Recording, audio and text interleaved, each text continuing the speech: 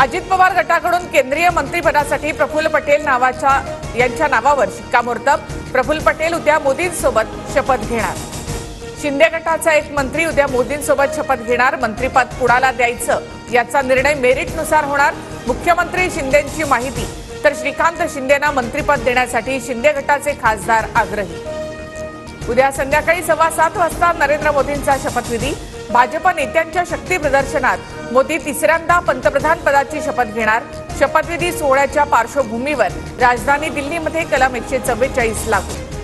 नरेंद्र मोदी ढोंगी संविधानाबाबत लोकांनी झिडकारल्यानंतर संविधानाची प्रत मस्तकी लावली, संजय राऊतांची टीका।